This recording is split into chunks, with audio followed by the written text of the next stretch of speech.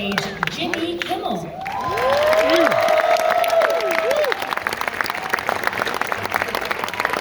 Hi everyone. Did you like it? How many of you hadn't seen it before? All right, so a lot of you came and watched it again. Oh, look at this. We got a Huey Lewis and the News t-shirt in the front. This is really my kind of crowd right here. Well, thanks for coming, everybody. I'm excited to be here. This song represents, I think it encapsulates my entire teenage experience. Listening to the radio, watching MTV, not having a girlfriend, all of those things combined. I can sing every part to this song. It's in its entirety from memory, and at the end of the show, I'll be doing that. Would you like to meet the folks who made the film? Yes! First, I'd like to bring out the producer, Julia Nottingham. Julia, come on out. The director, Bao Nguyen.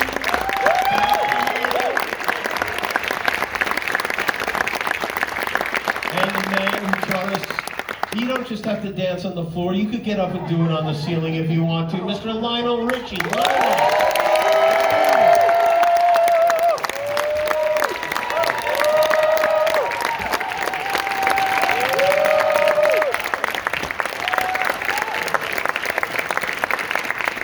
So I will say to begin that this is a little bit bittersweet for me because, and Lionel, you will remember this, that I thought it would be a great idea to make a documentary about We Are the World. And I was talking to my friend Bill Simmons, who makes documentaries, and said that would be a great idea. And Huey Lewis had told me many stories about that night, and I thought, oh, we got it all teed up. And I called Lionel. I said, Lionel, we would love to make a documentary about We Are the World. And he said, oh, someone's already doing it.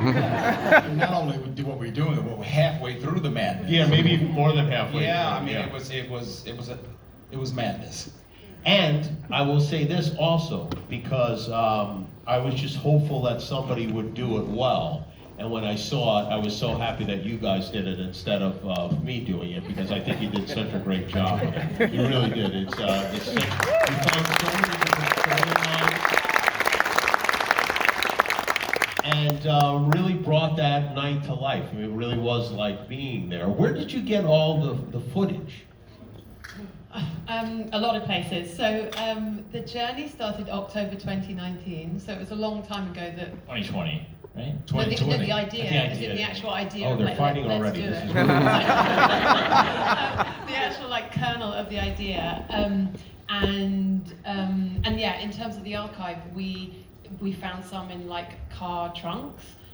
We did find some in offices and such, but the actual big kind of key to unlocking the whole archive was because the tapes were so old, a lot were damaged when we received them, and we had moments as a team where we thought maybe we can't make this film, we just don't either have enough footage or we don't have enough sound. And we were really lucky, we had an amazing archive producer, and she connected the dots that there was a journalist writing a story for Life magazine who's in the film, and she thought, I wonder if he had a dictaphone on him at any point during the night. And she called him one day and he said, well, actually I turned the dictaphone on the day I got the assignment, 3 weeks before the recording, and I didn't turn the dictaphone off until the song was finished. And so he gave us all of that audio, and we were able, Bao and Nick, the editor, and the sound team, were able to sync via eyesight the individual, the hours and hours and hours of recorded audio with the footage, so that you've got the film we've got today. So without that audio, would we have been screwed, kind of? Yeah, I mean, I was gonna walk away until that audio came about. We're arguing. This is how we interact with each other. But yeah, I mean, it takes a lot of archive to make a feature film, and usually, I mean, there's a general rule of thumb where it's 100 hours per hour that you're actually going to have running time.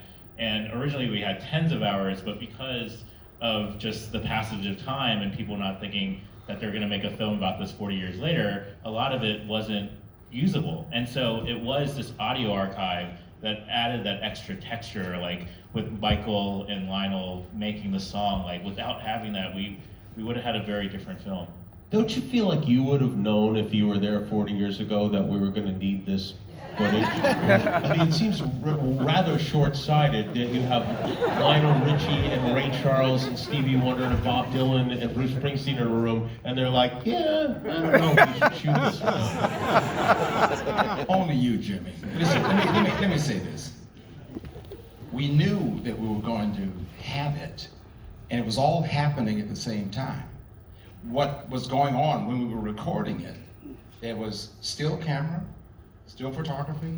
We were shooting the same night the video, the same night the archive footage that you see here, the same night trying to make sure that everyone stayed on point because we couldn't come back the next day to patch it up.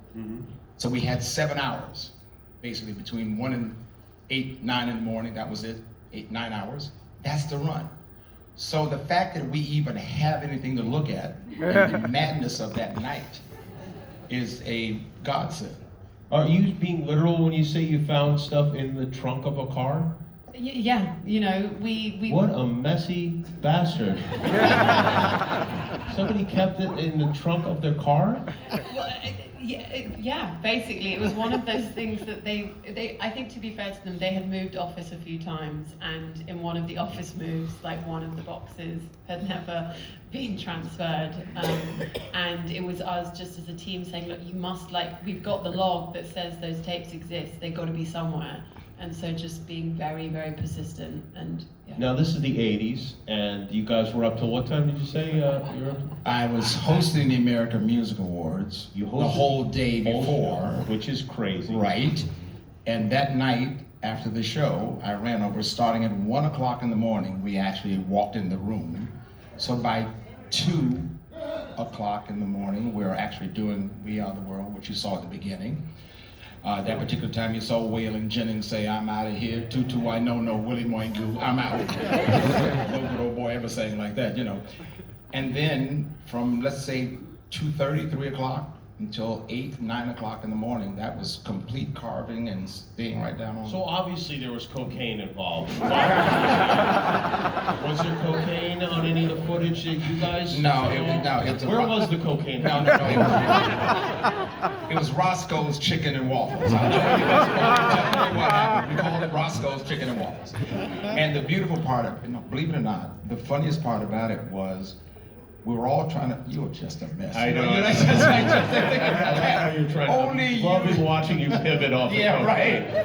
right. Okay, so, no, there was no cocaine, but it was a great glass of wine that kept, if you know. Oh, it was a glass of wine. I thought it was cocaine. And so, as it went on, that bottle of wine became a case of wine, became 3 cases of wine, and what we were trying to do was slow everybody down and celebrating before we had the song. Yeah. So obviously, Except for you were unsuccessful with Al Jarreau. Al Jarreau didn't make it. That one I can testify to. I think that is the funniest, for me, the funniest moment is where Al Jarreau is jumping on Bob Dylan, just jumping on him drunkenly. And the one part that it was a moment when Quincy said, okay, let's run it one more time.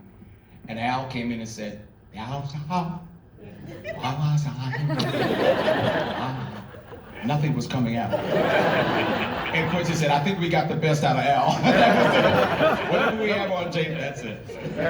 You guys, did you even know who Al Jarreau was before this?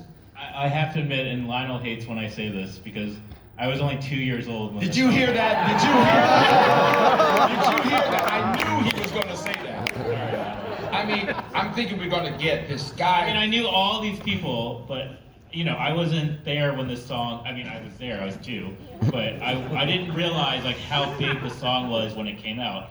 Since then, you know, I know how big the song is, and I was always trying to find like a personal connection, as I tell Lionel, to the song and any project that I try to do. And my parents were just, you know, recently refugees from Vietnam, and they loved Lionel Richie. They had Lionel Richie records, they had Kenny Rogers records, and they had the We Are the World album. And so, as a young boy in a refugee immigrant household, all I could hear was Lionel Richie records and We Are the World. And so We're that trying was to my get it big- back to that now. Get back to Lionel. I think it's interesting you say that because I've noticed in my travels around the world and friends I have in various places, including Africa, that Kenny Rogers is insanely popular everywhere on the planet. Everywhere. Right? So true. Why do you think that is, Lionel? Well, I'll tell you exactly what happened. Yeah, what happened? We teamed up. Was it Lady that did this? A lady launched him to the point, and then they went back in all the countries. It became around the world Kenny and Lionel. Kenny and Lionel. So they went back and got Coward the County, and You Got to Know, and write all that stuff. Yeah. And then Truly came along, then Lady came along, and they just put us both together. So Lionel Richie is Kenny Rogers, and Kenny Rogers is Lionel Richie. Yeah. I love that relationship between the two. So when you guys are reaching out, and I'm sure Lionel played a big role in this as far as trying to get people who were there that night, you know, you got most of who you want to talk to. I think you got Bruce Springsteen, who said no to you, and did any of them? He just love you. Well, I'm curious because I watch this and I go, who wouldn't want to be a part of this documentary? I think, we got the story, we cover the story so well, like Huey's so great on his moments, and, Cindy, that, we were so happy with, who we did get, and Lionel, you made the call to Bruce Springsteen, and I think, no one specifically, but I do think since the movie's come out, maybe a few stars that watched it haven't really loved it. They really loved it and maybe thought, oh, maybe I should have, So let me kind of help you a little bit. Yeah, go ahead. Yeah, because Don't dodge us like the cocaine thing. Yeah, what you will learn here is that how special this night was, that these are artists that if we tried to pull this off today, it would be impossible. Why? The glam squad would take up half the room. Yeah. The managers would take up the half of it. I mean, what I'm telling you, it would be a nightmare. The fact that these artists showed up trusting that we're just going to be in a room together to do this was amazing. Now, if you know a lot about the artists, they are incredible performers on stage. They don't like to talk. They love to sing. They don't like to talk. So when you give them a complicated mission like, we want you to tell the story, they clam up. And so half of them just couldn't get it together. Like, we couldn't get them. They just not. Like who specifically? Some people just don't like to talk. Thank you very much. Going back to the song itself, and some of the people who I can give you one answer. I mean, Bob Dylan doesn't like to talk.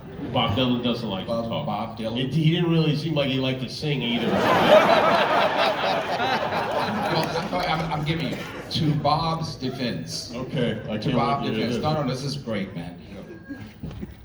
For him to show up, Bob Dylan, who will not go to a restaurant, show up by himself, walk in the room and go, hey everybody, how you doing?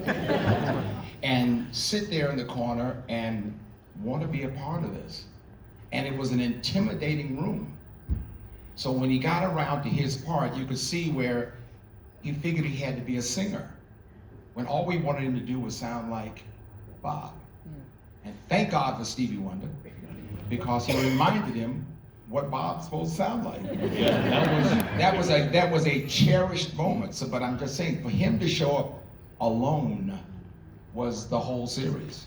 Bao, when you're going through all this footage, what was the thing that made you go, oh my God, wait till you see what we have?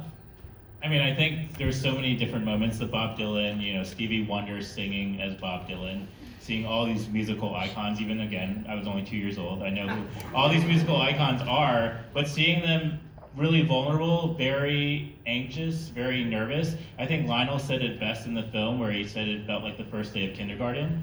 And I think we all have that feeling. And so seeing all these, like Ray Charles, Stevie Wonder, Michael Jackson, just be really nervous in this room is something for me that was really humanizing and something that I'm still not convinced Michael Jackson was in the room. When you watch the video, it's like it looks like he shot it back home in Gary, Indiana. No, what he did was he left early to come over to make sure that his part was, I mean, again, He left the American Music Awards early? yes. Yeah. You know, I mean, he was out of there.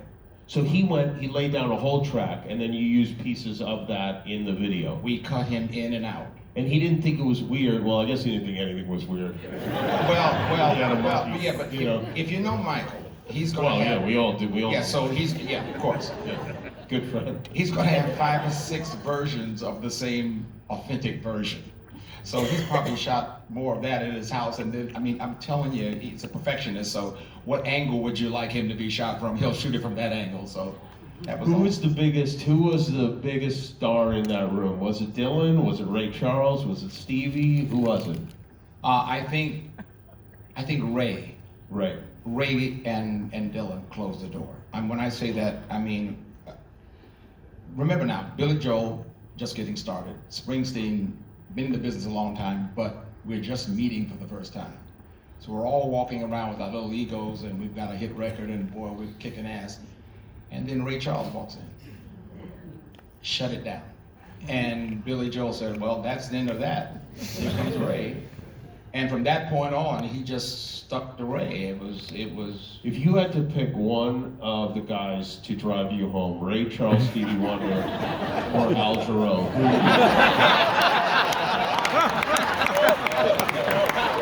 you pick?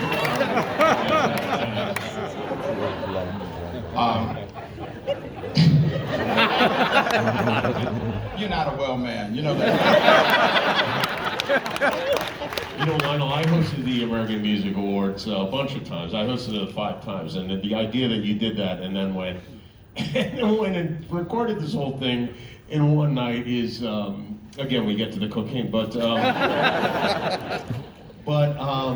for that to happen on that very, I mean, it seems like it's almost like an unprecedented weather event to just have all those people together like that. And you talked about how you wouldn't be able to do that. I think there are reasons beyond just the posses of the various stars now that you can. It would all be on Instagram before it even came out. It even came out, yeah. Did you guys know? You raised what was it, $63 million for charity? That's exactly. Actually, that was amazing. Yeah. Then that was amazing. And I remember calling Quincy on the phone, and I said, "Oh my God, did you hear the number?" I said, "That was 10 million, and it went up. It was 20, 30, 40, and then 50, 60." And I called Quincy on the phone and said, "Did we say we're giving away half the money or all the money?" He said, "Don't try it. They'll run us out of town." Did you ever get a thank you note for that $63 million? No.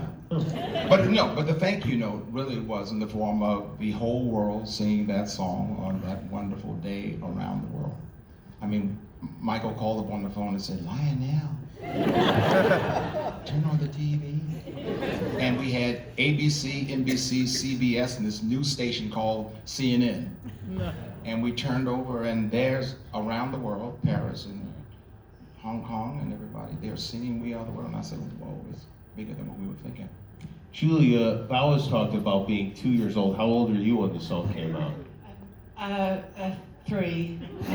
This is disgusting. Yeah, but I do remember, like, when I was growing up, when I was like 5 or 6, singing it in a choir and things like that. So it was like part of my childhood.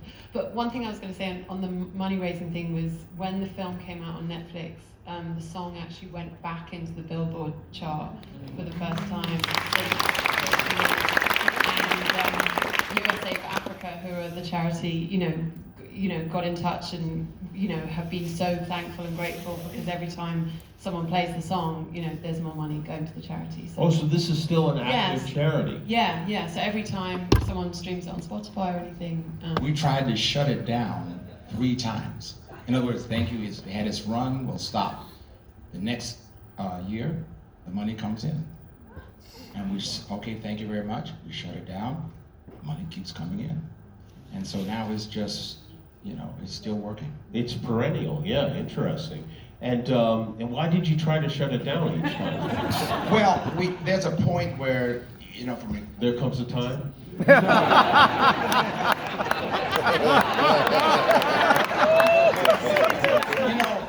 only thing about having Jimmy here is we don't have to go to commercial. So these are the things he will do in between the commercial. You are just on your horse. Does the song ever come on when you're listening to the radio, and do you keep it on and sing along with it? Yes, there are times when you go back and you remember and you reflect on what that evening, night, week was of designing it, writing it, all the stuff behind the scenes, because things at the time were going so fast, you don't really have a chance to remember what all went into that. Bao, were there any people in the singers, performers in the song that you didn't have any idea who they were? No comments. I'd rather answer the cocaine question. Go ahead. I knew of everyone on, the 46 musical icons would have been tough, but all the soloists for sure. You know all the soloists. But like where you were like, what is Dan Aykroyd? Who, like that kind of thing? Blues Brothers just came out, Ghostbusters. I'm not arguing with it. I'm pro Dan Aykroyd. Dan Aykroyd was probably the most famous person I knew. He was number one. I was a big Ghostbusters fan. Yeah. Okay, interesting. So then why wasn't Ray Parker Jr. in the thing? Where was Van Halen?Here was Kool and the Gang, Lionel? You know, Jimmy, we'll hear about this in the future, but... Did you get any reaction from any of the people that you did not ask to be in the song? No. You didn't? Believe it or not. No one complained? No, you know why? No one knew we were doing it, number one. But after it came out? But after it came out, what we were looking for, and after I explained it to them, we weren't looking for a band. We were looking for, if you can understand this in clarity, you had to be able to sing a line, one line, and your voice had to be identifiable, period. No video, that's Bruce Springsteen. No video, that's Cyndi Lauper. And so when we go back and start thinking about singers versus stylists, it narrowed itself down to Tina Turner sounds like Tina Turner in 3 words. And that's when you were thinking about the audio recording much more than the video itself. Because it has to work without the eyes. And for Stevie and Ray, for sure. Because they're blind. I don't know what this press clipping is going to sound like. I'm sure people will be judicious with their videos that they're shooting right now. And not take them out of context and make me look like a monster. What were some of the moments from the documentary that you did not expect to get as much attention as they did? Is there anything that pops in your head? I'm just going to call out Julia here. Yeah, Julia, go ahead. Sorry, Julia. There's a John Denver line in the film. Oh, yeah. That we were almost going to cut because Julia asked, "Who's John Denver?" And Julia's from the UK, so But I'm so glad you won, because when we showed the film at Sundance, people were laughing so much that I was worried. Oh, loves John Denver. Yeah, you tell. But they were laughing so much, I worried that they were going to miss the next punchline. And I remember kind of looking around, being like, "Shh, shh, the next joke's coming." But yeah, people love the John Denver. But in all honesty, Lionel was our first interview, and the ending of the film was unexpectedly moving for many reasons. When he has that line, he says that his father told him about. And I forgot the question I asked you, Lionel, but when you said that line about, returning home and, the house is there, but the people in the room aren't there, I knew that was going to be the end of the film. Yeah. Let's talk about when Stevie decided, you were talking about when Waylon Jennings walked out. Stevie decided he was going to sing in Swahili, and then it turned out maybe it wasn't actually Swahili. Yes. Google would have solved that right away now. No, right away. First of all, if anyone knows, they don't sing Swahili in that particular region. So that was the first thing. That was a mistake number one. That was a mistake number one. But more importantly, the rule was between Michael, Quincy, Humberto, the engineer, and myself, the one line question you cannot say in this whole recording is, "I'm not sure about this, what do you think?" because you have 30 of the greatest writers of all time sitting in that room. And it would be 30 different versions of We Are the World. Stevie didn't get the memo. So, of course, he wants to bring in the authenticity. And Stevie's a guy who plays every instrument. No, he's fabulous, but Yeah. we just can't. We didn't get that memo to him to that. So he walks in and says, "I think we need to, and I love him when he does this because everyone else is going, uh-oh." But he said we need to be able to have it in their language. And then when I heard "Tutu Wainono Willy Moingu," "Tutu Wainono Willy Moingu," and I heard Waylon Jennings go, "I'm out of here." No good old boy ever sang Swahili.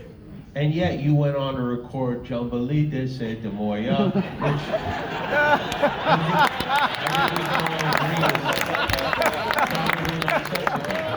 Well, Jimmy, no lessons learned is what you're well, saying. what I found out, in all due respect, what I found out was there are 101 African dialects. And so when I was doing All Night Long, I went to my group and I said, I need infectious partying in this language. They said, we have 101 African dialects. And I said, okay, you mean one African tribe does not know what the other African tribe is saying? They said, not at all. Tambolite se de Moya. I made it up. And that's how they got on top. You guys gave each other autographs at the end of the night. People were going around and getting. Do you still have those autographs from that night? Oh yeah. You do. Oh yeah. You have like a museum at your home where you keep that? My kids tell me that Dad lives in a museum because even the footage of this We Are the World thing, they've been asking me my whole life, and I'm sure your kids ask the same thing. Dad, were you ever a kid? I said, go back and watch We Are the World. That's as close as I can get to it. But it's really, I have every archival piece from We Are the World. Where's that head from Hello, that clay head of yours? In my library. It is? Yeah. Yes, sir. It's still wet or did it dry up? No. Actually, Jimmy gave me, I destroyed the original head. And, Oh yeah, you right? did So destroy you that gave head. me the head Yeah, from I on the made you show. a new head, yeah. And I said, there's the head. Thank you very much. And so the head that's in it's the counterfeit head, I guess? It's the counterfeit head. Well, now, the narration is great now. They go, oh my God, there's the head from Hello. And I go, that's it. Now the Counterfeit head, secret yeah. is out. We only have 1 minute left, so I'm gonna. You know what? Eddie Murphy told me he was asked to be in the song. Was he asked? Do you recall asking Eddie to be a part of that? I don't remember. No, the biggest part of the night was trying to get Prince to show up. Yeah. And when he said I would do it by playing in a separate room, That seemed like a. not gonna work. Right. And Prince was that, and it was surprising to me. We obviously know now Prince is this, incredible, once-in-a-lifetime artist, but I always thought of Prince at that time as like a little bit kind of below Lionel Richie as far as like popularity. And No, not below. But see, when you have below. talent like that, Yeah. it's all like that. And then there's Ray Charles, and then there's talent like that. You know what I'm saying? What we have to do is, we were the starters. We were the kids starting off our careers back then. The real killers were, Willie and Ray. That's the group. Yeah. So, and Quincy. Come on, that's the powerhouse of the whole thing. So we were kind of reverent to the fact that Quincy Jones is going to now produce us. what did Quincy think of the documentary? You know what? I think he loves it. He loves it. But again, Quincy's not well right now. So again, it's overwhelming, I must tell you, because we found so much footage. We found so much. Do you guys footage. think you can make another one of these? Well, like part 2? I wouldn't want to go through it. Yeah. But you didn't do that much. Let's be honest.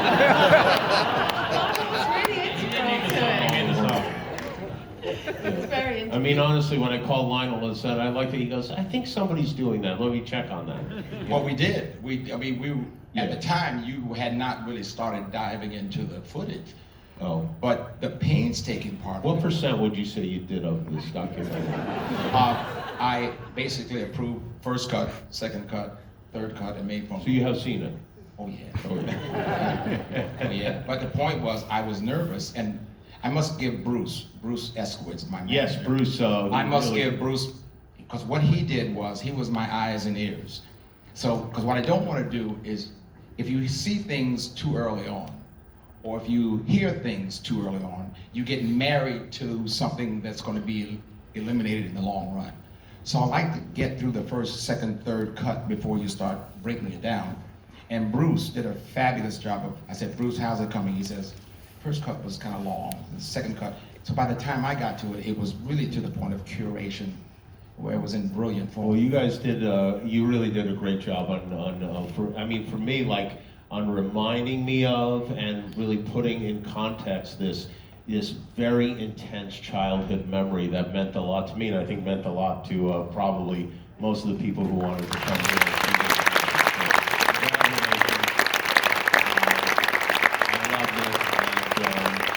And now if we strike up the song, we're going to sing the whole thing. You do your line and I'll just do the rest. Yeah. Yes, there comes the time. Thanks for coming, everybody.